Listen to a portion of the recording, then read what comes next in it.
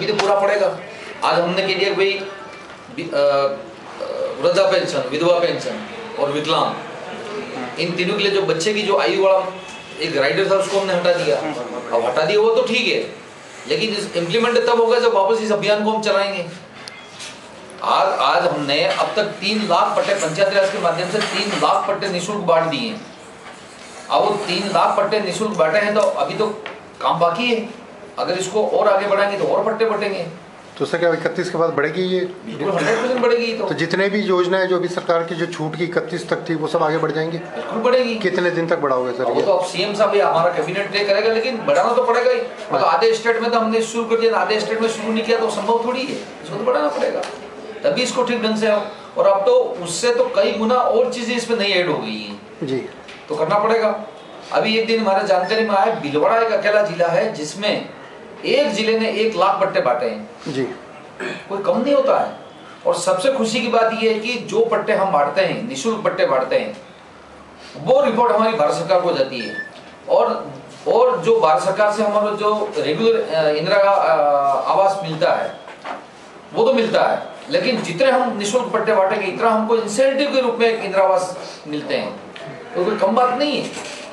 96,000 हमको इंदिरा आवास इस साल में पट्टे बांटने के कारण हमको एडिशनल मिला है। जो रेगुलर हमारा बजट आ रहा था उस बजट से एडिशनल हमको 96,000 मिला है। करीबन 42,000 के आसपास में हमने वन अधिकार के पट्टे बांटे। तो जिन ट्राइबल को हमने वन अधिकार के पट्टे बांटे हैं वो भी एक्स्ट्रा पैसा भारत सरकार ने हमको दिया मकान बनाने के लिए। और अभी इस बार हम जो भी पट्टे बांट रहे हैं, ये जब अभियान खत्म हो जाएगा भारत सरकार को इसकी रिपोर्ट जाएगी, उतना ही हमको एडिशनल इंदिरा आवास मिलेगा। सर आप प्रभारी मंत्री हैं उदयपुर जिले के, तो अभी ये प्रशासन गैरों के शहरों के संग और गाँव वालों के अभियान में जो पब्लिक को मुसीबत आ रही है, जो समस्याएं आ रही हैं, उसके लिए एक जनसुनवाई तो आप उदयपुर में करें आगे, कम से कम आपको भी तो पता लगे कि किस तरह की पोजीशन उदयपुर में चल रही है, क्या सरकार ने अच्छा किया, क्या बुरा किया, उसके बारे में आप तक कैसे फीडबैक आएगा? आप बिजी हैं इसके बाद? जब तक हमारा अभियान कंप्लीट नहीं हो जाएगा, जैसे हम आज अभियान गाँव में चला रहे हैं, पंचायतों में, हर पंचायत में कैंप लगा रहे हैं, उसका फॉलोअप कैंप हम पंचायत में लगाएंगे और वो रह जाएगा तो फिर हम कैंप लगाएंगे डिस्ट्रिक्ट लेवल पे। और इसी तरह से ये नगर परिषद हो, चाहे नगर पालिका हो, चाहे नगर निगम हो, अभी ये जो कंप्लीट होने के बाद में इसको हम फिर दोबारा उस कैंप का फॉलो कैंप हम लगाएंगे। और कई सारी तो समस्या मौके भी खत्म हो रही, कई सारी समस्या ऐसी जो मौके खत्म नहीं हो रही, उन समस्याओं का निराकरण हम कैसे कर सकते हैं उसके लिए हम अलग से कैंप लगाएंगे, फिर बात करेंगे। सर 4 महीने का समय आपके पास है चुनाव आने से पहले। 4 महीने में हर हफ्ते 2 दिन निकल जाते हैं सर्विस के लिए, तो मिला के आपको 70-80 दिन मिलते हैं। टोटल मिला के 70-80 दिन कैसे बात करें लोगों से जब तक समस्याओं को नहीं सुनेंगे, निराकरण कैसे होगा? फॉलोअप तो होगा, फॉलोअप तो तब होगा जब आप लोगों की बात सुनेंगे। एक बात तो स्वीकार करनी पड़ेगी कि कोई व्यक्ति 50 साल से बैठा हुआ था और चाहे अवैध रूप से हो चाहे अवैध रूप से इसने वहां मकान बना दिया, लेकिन रात में भी आधी नींद सोता था कि कभी मेरा मकान को कोई गिरा देगा, उसको लोन नहीं मिलता था। आज उस 50 साल के पुश्तैनी पट्टों को हमने निःशुल्क करके मोहर लगा के कह दिया कि आज से स्वाभिमान से इस मकान में रहो, ये मकान आपका है, जमीन आपकी है। कोई कम बात नहीं हुई है। तो 100 कोई भी काम करने में 100% कभी भी सफलता नहीं मिलती है, कुछ कमी भी रह जाती है और कई बार 100% भी सफलता मिल जाती है। तो एक बेहतर तरीके से इसको हमने प्रारंभ किया है, कोई मामूली बात नहीं है। उदयपुर जिले का क्या फीडबैक है, कितने % सफलता मिली है? उदयपुर जिले का क्या फीडबैक है, कितने % सफलता? चलेंगे अभी पैसे बांट रहे हैं हम, अभी चल रहे हैं ना निःशुल्क, कम बात नहीं है ये। और आप देखो 50,000 हमने मकान का तय किया था, इसका हम बढ़ा के 70,000 कर दिया ग्रामीण में। ये कम नहीं है, 50 से डायरेक्ट हमने 70 किया है। एक बहुत बड़ा काम हुआ है। नरेगा के अंदर भी 60-40 के चक्कर में हमारा काम नहीं होता था, 40% मटेरियल से पक्का काम नहीं होता था।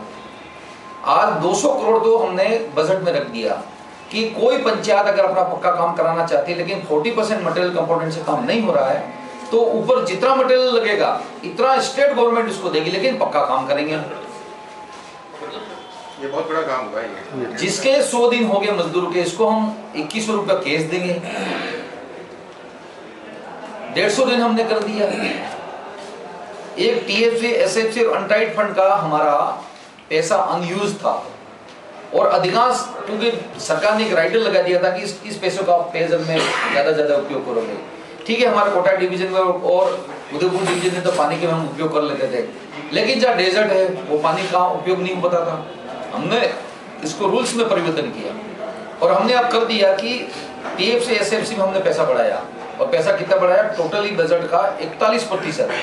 मात्र मैंने अभी गत बजट में 2800 करोड़ रुपया जारी किया था और इस बजट में 4100 करोड़ रुपया हमने जारी करके 41% इसकी वृद्धि की और इसमें कह दिया कि आप सीसी सड़क करो।